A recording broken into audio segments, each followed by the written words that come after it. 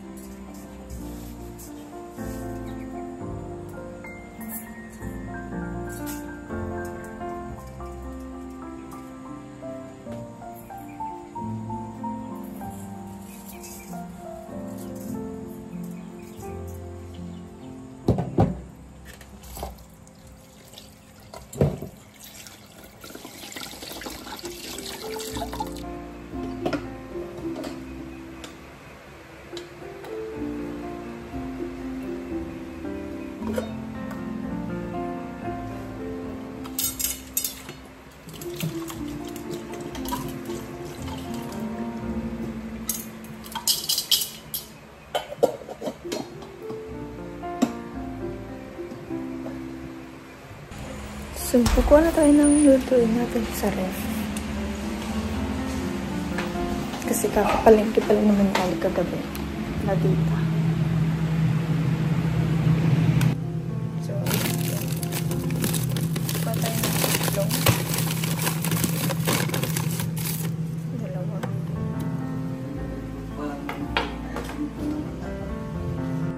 So, ito na po ako sa ref.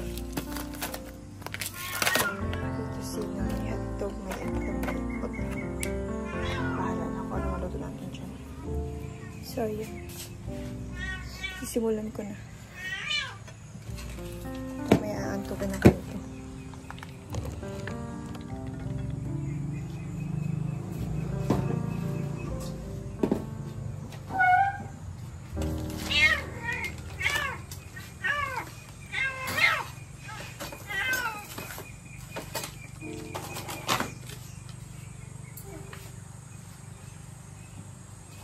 Nabungi.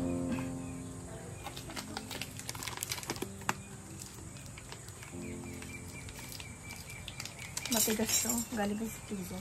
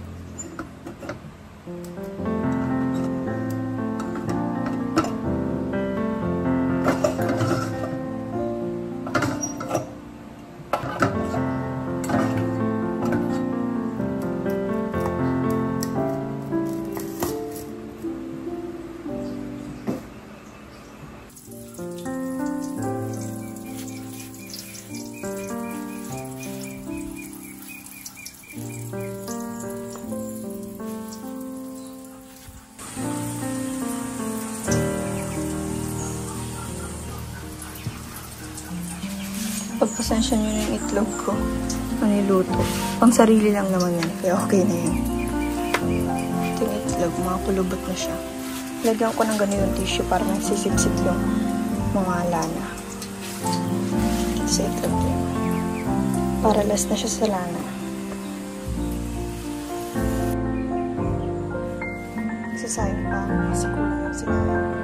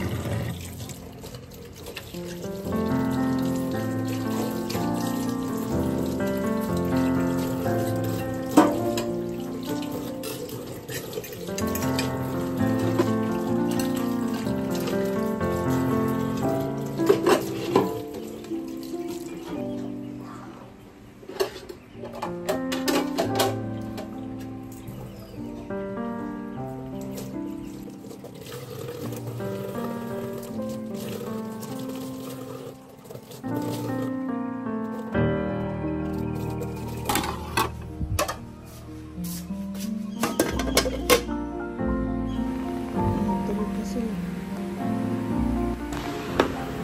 So, ayan, nakatapos ko lang pong magluto and nagsasaing pa ako. Maya-maya, luto na yun. So, tayo natin. Baka din ngayon ay mag-vlog silangga at kasama na naman tayo sa pag-vlog niya. Nakakaramdam na ako ng antok. Ang aga ko kasi nagising, alam mo yung alas 3 na ako natulog kagabi. Tapos nagising ako ng alas 5. 2 hours? 2 hours lang ang tulog natin. Yung mata ko. Di kasi ako kasi ako makatulog kagabi. Tsaka kagabi, andito sila tita. Nanood kami ng The Massacre. Yung nakakatakot. Para siyang wrong turn, pero isa lang siyang nang papatay. Mga ganun. Kagabi, nag-edit pa kasi ako. And then, nagparate TikTok kasi hindi ako makatulog. Ayun, parang hindi ako nababoring. Then, post sa FB, mga ganun. Kita na niyo naman po yun, diba? Yung mga post ko. Mga sweet moments namin lang. Yun, naisipan kong i-post na lang. Kasi wala akong magawa. At least may mga memories na pwede na naman balikan pag nagkataon, diba? Ayan. Tulog pa rin sila. Ako pa lang ang gising, tsaka kanina ako ang gising.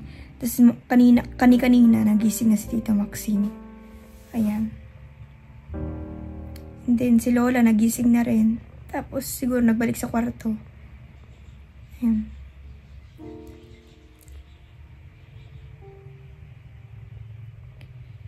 Ay. Kadalasan kasi gumigising ako ng mga alas 10, yung mga ganyang oras kasi mga ganyang oras mga 10 naalis naman ako sa bahay. Kasama ko kay Langga nagba-vlog. Tapos adi and may life lang tayo. Update natin sa pagsasama natin kay Langga. And then minsan naman kapag wala, nandito lang ako sa loob ng kwarto. Nandito lang ako sa loob ng bahay. Hindi ako naglalabas. Parang hindi na nga ako naaarawan eh. Ayan, linis-linis lang dito sa loob ng bahay. Ganyan. Katulad kagabi, naglinis lang din ako. Ayan. Bagong mga collection. Charis. Ganyan. Yan. Makikita nyo naman yun sa yellow basket ko sa TikTok. Yun yung mga sandals. Yan, mga chinelas, sandals. And then, dun pa sa baba. The rest, huwag mo nang tingnan. So, ayun. Punta tayo sa labas. Para hindi ako antukin. Kasi, baka pag iantok ako, hindi na ako makasama sa pag-vlog. Watch yun mamaya si Langga. So, ayun, tara. Ma, luto na yung almusalan. Ayan po si Lola, gising na si Lola. Pagising natin. Ayan sila, tulog pa sila. So, ayan. Si Papa. Nagluto ako almusalan. Alit sa loob. Kain na. Kalimutan ko ilagay sa loob siya ng kwarto. Ay, papagpagan muna pala natin. Bago natin ipasok. Kasi pangit na pag-ano. Hindi ko nagagawin. Saan na ba?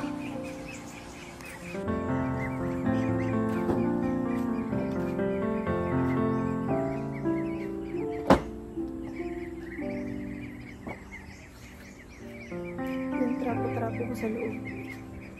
Nalimutan ko pasok kagabi.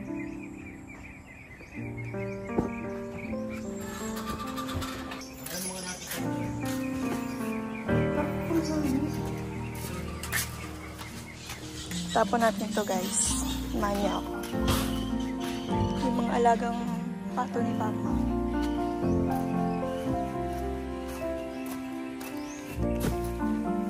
Yan pala yung tanim nila Tita Duda. Dito, ayan, may kangkong na. Matataba dito ang lupa, kaya mabilis lang yung tumubo. Nung nakaraang araw, at ayan, mas bunga sila konti. Dito yata, mga talong yata yun. Pero kakatanim lang naman. Tapos sa part na yan, mga kamote. Mga kamote. Ayan. Ayan, tanim sila dito. Ay, mga salugbati ba yun? Hindi ko alam ang tawag dyan. Pambisaya yan eh. Salugbati yun? Ay, salugbati. Alugbati pala, hindi pala salugbati. Ha? Sorry, hindi ako marunong sa gulay. Pero kumakain ako ng gulay ha. Dito mga kangkong daw. Kangkong, tama ako dyan. Si Lola.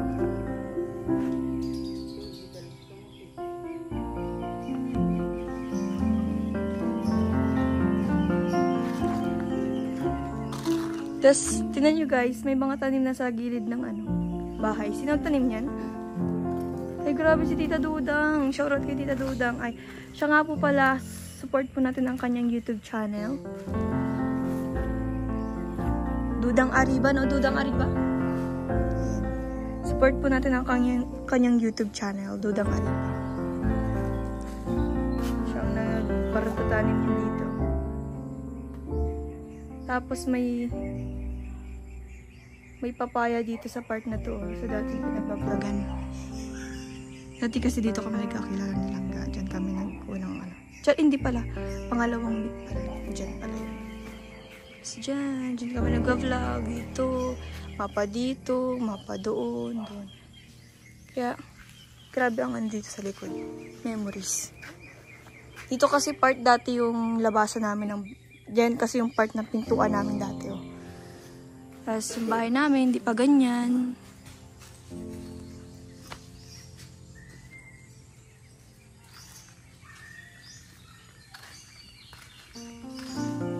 Yan, dito lang po. Ganito po pag umaga dito sa bahay.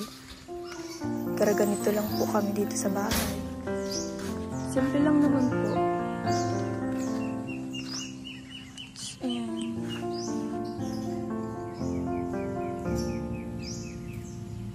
Kaya, grabe yung pagbabago sa bahay namin. Kasi dati hindi ganyan ang bahay namin. Sobrang talagang sirang-sira. Kaya sa mga na-vlog namin nila, nakaka-relate ako masyado. Kasi napagdaanan ko rin yung mga ganun. Katulad sa bahay nila Ate Christy, sa bahay nila Erica noon. Basta sa lahat-lahat. Sa bahay ni Nanay Lilia, mga ganun. Kaya, super blessed. Kasi nagkaroon kami ng ganitong bahay. And syempre, papasalamat ako sa inyong lahat. Sa mga sumusuportis po sa amin. Sa mga nakaka-appreciate po sa amin. And also sa nagpagawa nitong pangalawang bahay kila Tita Maripas at kay Tita Maki Ami. At nagpapasalamat din ako sa kanilang mga asawa na sobrang supportive. Kaya sobrang salamat po sa inyong lahat. And syempre dito sa kabilang bahay, pinagawa yun ni Kalingap Rob. Kaya sobrang thankful kami kasi natagpuan kami ng Kalingap. And ayun, dahil sa Kalingap, natagpuan ko din si Langga. At ayun, naging jowa natin, naging boyfriend natin. Pero hindi ko naman inaasahan na magugustuhan ko din si Langga.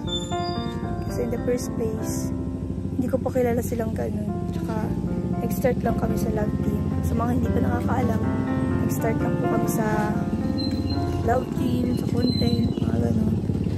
Tapos, hindi ko naman din ina-expect na si Langga magkakagusto sa katulad natin. Poor.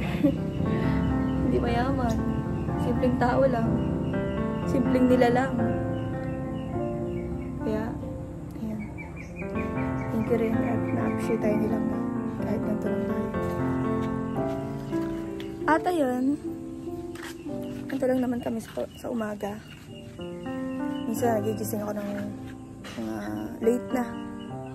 Mga alas 11 nagigising din ako kasi sa sobrang pagod natin sa araw-araw. Sa pagod, stress. Kasi alam niyo pag natutulog ako, feeling ko comfort na yung comfort, masaya na yung araw ko, tapos magaan na yung araw ko. Pero kahit ganun pa naman, nagagawa naman ako. Tsaka nung dati, lakad-lakad lang ako dito sa natad namin kapag wala akong ginagawa. Kasi dati wala akong cellphone, wala akong ginagawa. Mga ganitong bagay. Tapos, alam niyo, nagigising kami ni Hazel ng mga alas 5. Nagja-jogging kami niyan, Kasi feeling namin, ang tataba na namin, pero hindi naman pala. Mas lalo kami tumaba ngayon. Siguro dahil din. Medyo matured na din tayo, kaya ayun.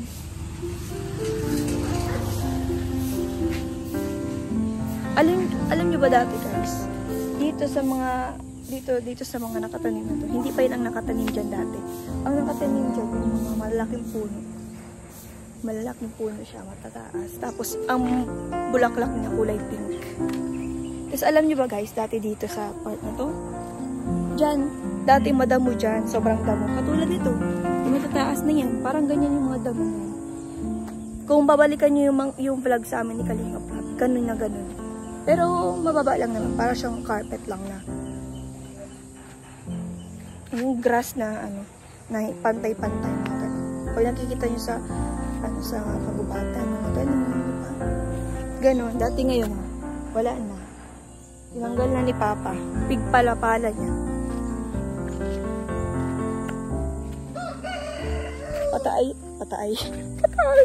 Pataas yung namin. Yan. Bala ko nga siyang pasemento para pantay yung lupa. Maging pantay na. Ayun lang naman. Tapos, ayan. Ito yung makikita nyo kapag nagdaan kayo dito sa bahay. Ito yung kalsada. Malapit lang po kami sa kalsada.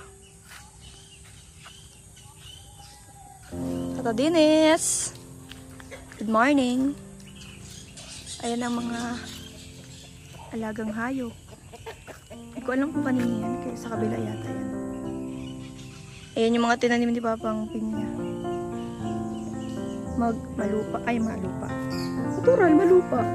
Dito, kakaano lang yan. Kakagamas lang dyan. Yung mga naman. Ang bilis lang talaga magtubo dito ng mga damo-damo. Ayan. Dito, kakagamas lang din dito sa part na to. Maano na naman, hadamo na naman. Ang bilis lang nga. Super bilis lang magtubo. Kapag walang mga tumatapak na tao, mga ganun talaga. Ang sweet. Sama-sama sila ng mga mama. Ay, mga mama. Isa lang mama niya. Sama-sama silang mag-anak. Sana all. Ito naman yung aranghita ni Papa na tinanim. Hindi ko alam kung kung aranghita ba yan. Or kalpi. Dati kasi itong part na tong tinanim ni Papa, doon to nakalagay, dito. Dito. Diyan yan dati nakalagay. Tsaka dati dito may mga bulaklak dyan dati. Yung mga santan. Mga santan yung mga bulaklak. Tsaka alam nyo ba guys, si Mama nagtanim nito. Siya ang nagtanim yung patalay dyan. Tsaka ito naman, nilipat lang ni Papa. Dati kasi yung may bahay kami dito yung nakalagay doon. Tapos alam nyo ba, yan din, mga tanim din yan ni Mama. Pati ito, tanim yan ni Mama. Mga tanim yan ni Mama. Yan. Mahilig kasi si Mama sa mga bulaklak. Kaya nga pag gagaling yan sa nilalaban niya, meron naman siyang bulaklak na dala. Tapos itatanim niya kahit pagod siya. Ganon siya kahilig sa mga bulaklak. Kaya nga, ayan, yung mga bulaklak tayo sa harap. Kakadilig lang ni Tito Maxine. Yan. Alam niyo kung nabubuhay lang siya, siguradong marami ditong mga halaman na magaganda. At magiging magka-vibe sila ni Tita Marichu kasi mahilig din si Tita Chu sa mga bulaklak eh. Baka pareha silang maghingian ng bulaklak. Ay, pahinga ako nito, pahinga ako ng ganito. Kasi si Mama sanay maghingi ng ganito. Sanay siyang magbigay ng ganito kapag may nangihingi sa kanya mga bulaklak. Ayan. Everything happens for a reason. Kaya siguro kinuha si Mama agad. Sobrang bait kasi ni Mama eh. Sana naging masamang damo na lang siya. Kaya ako magiging masamang damo ako para hindi ako mamatay agad. Joke lang.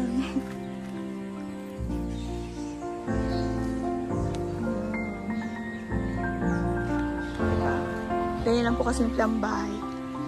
Pero maganda po yan ha.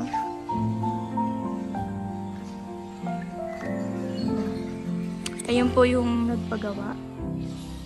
And then nag-share lang tayo ng kaunti. Yan.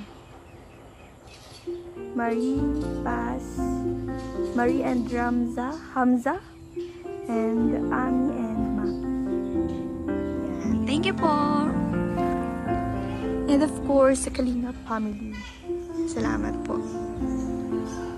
And syempre, kay Kuya Vincent na naka-scout sa amin. Sobrang salamat po. Alam niyo ba guys, minsan ini-imagine ko na ano kaya kung buhay si Mama, sigurado masaya din niya nandito siya.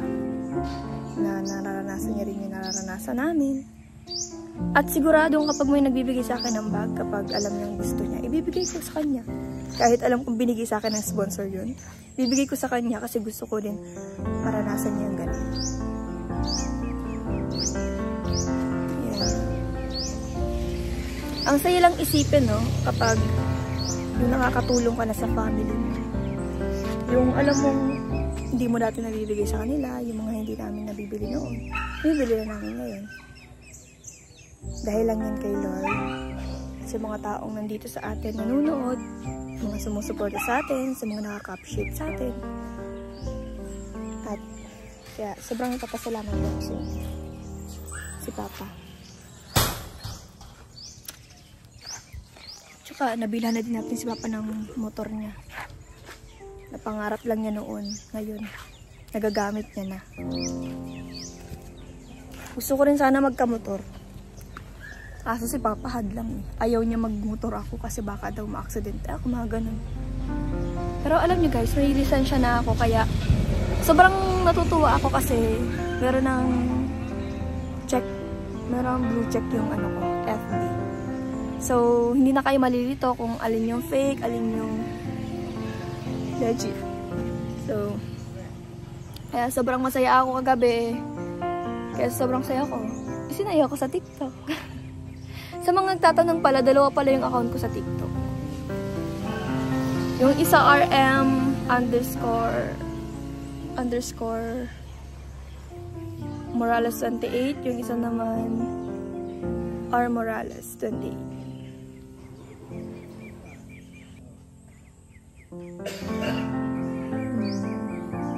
Alam niyo ba dito, may trivia ako dito.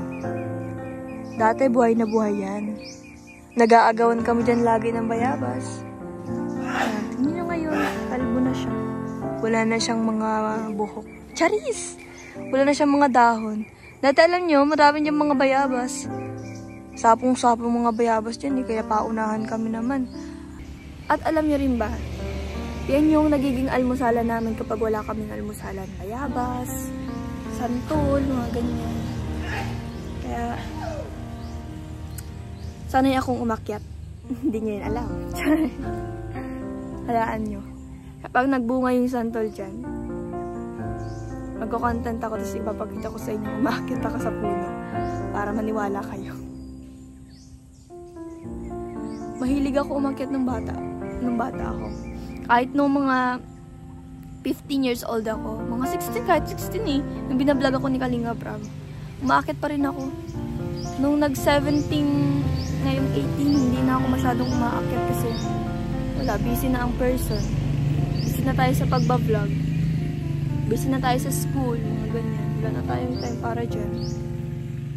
Pero dati, alam nyo, yan lang yung pinagkakaabalahan ko dati.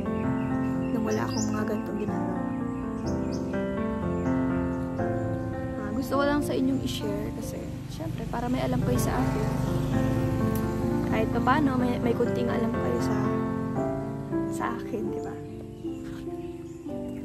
Alam nyo guys, kung nakakasama nyo ako at kung magkakilala tayo, kapag naging komportable ako sa'yo, kapag matagal kitang nakasama, lahat ko sa'yo ikikwento, lahat mo malalaman sa akin, at siguradong masaya ka pag naging magkaibigan tayo.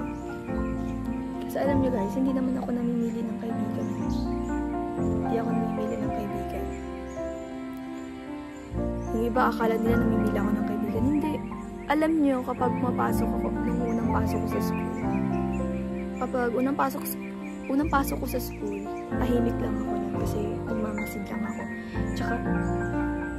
Tsaka kinakabahan din ako pag yung first day of school, mga ganyan. Kaya, matik na pag first day of school sa August 19, baka kabahan ako niyan tapos hindi ko alam kung ano.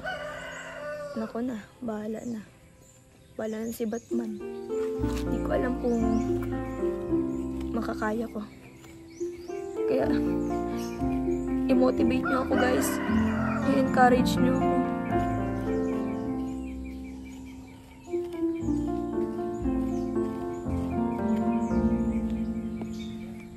Nauutot ako guys.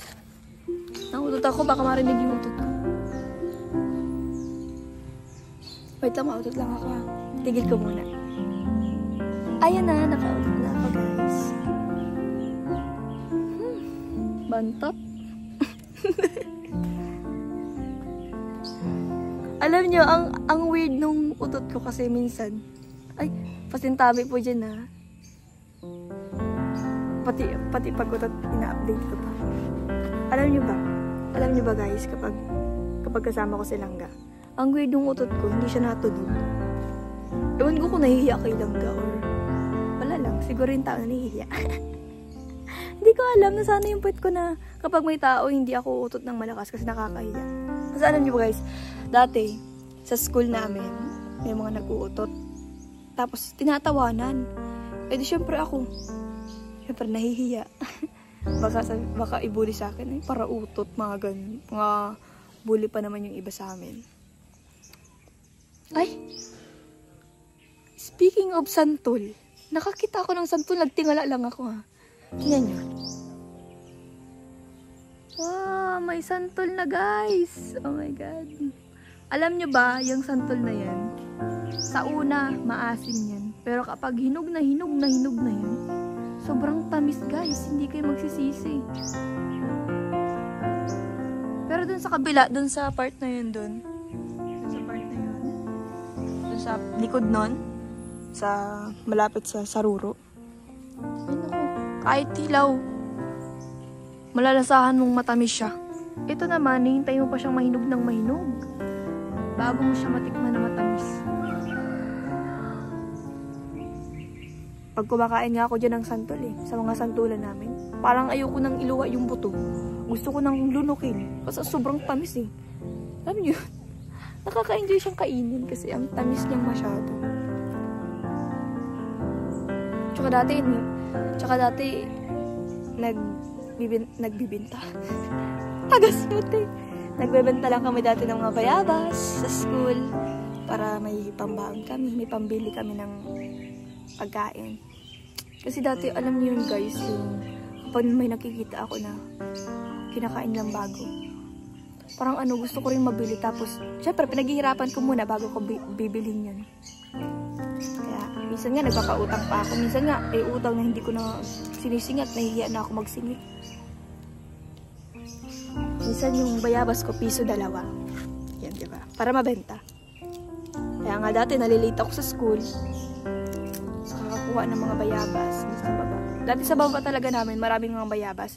Ngayon, wala na. Kunti na lang. Matagal na din kasi. Katulad nito, nilulumot na. Nagkakaroon na siya ng mga lumot-lumot sa taas. Yung mga ano. Alam niyo, hindi ko kasi alam ang tawag dito eh. Ayun o, pakita ko sa inyo. Yan o, alam niyo yan. Yung nagtutubo na lang sa mga halaman. Ay, sa mga puno-puno. Yan. Hindi na yan mabubuhay. Maalam kami, wala na yun dyan. Tumba na yan.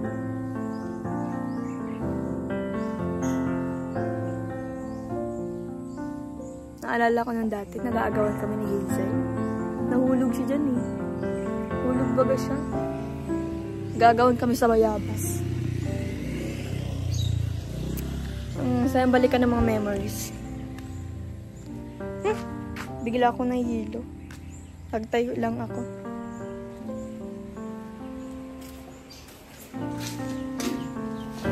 Mag-aalmusal na ako, guys.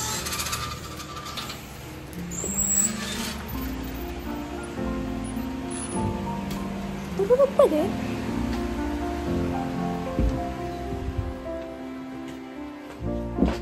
Mag-aasikaso na rin ako at baka mag-chat ng silangga. Yan. Mag-aalmusal na ako. Ayun guys, mag-aalmusal na po ako. Nauna po sila dito, Maxine, sila Lola, sila Papa. Nagtatarampa kaya ako sa luwas, kaya di na doon nakahiling. Taram-taram pa ako, nagkagantot pa ako sa inyo sa luwas, kaya din yan doon ang hiling na nagkapansin lang.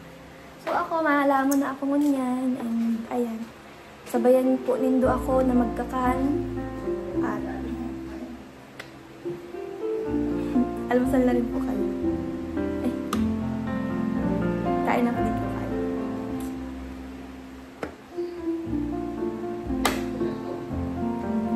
Miss ko yung mga ganitong almusal. Kasi alam nyo guys, umalis ako ng bahay, hindi na ako nag-aalmusal. Minsan, hindi na rin ako makakain ng halian. Ewan ko ba? Palagi akong busog.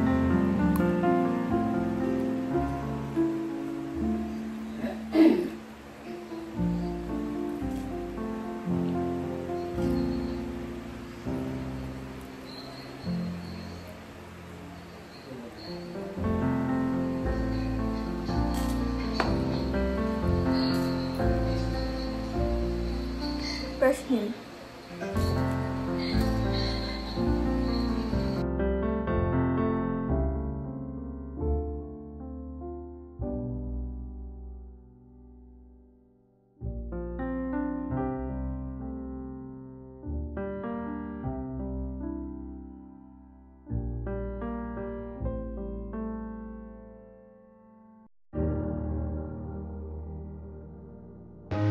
Marathon time.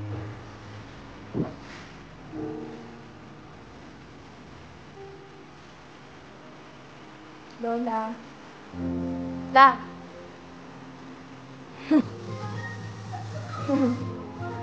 Namarathon po siya. Nanonood po siya ng mga vlog na naman. Mamaya kailang na mapapanoorin niya.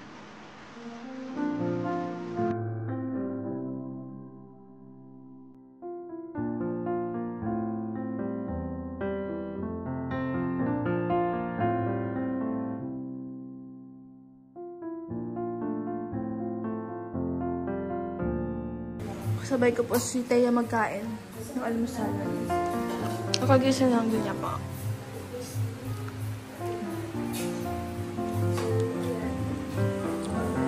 Nakagising lang niya. Smile daw. Ganda. Paborito yun. Paborito mo yan? Ha?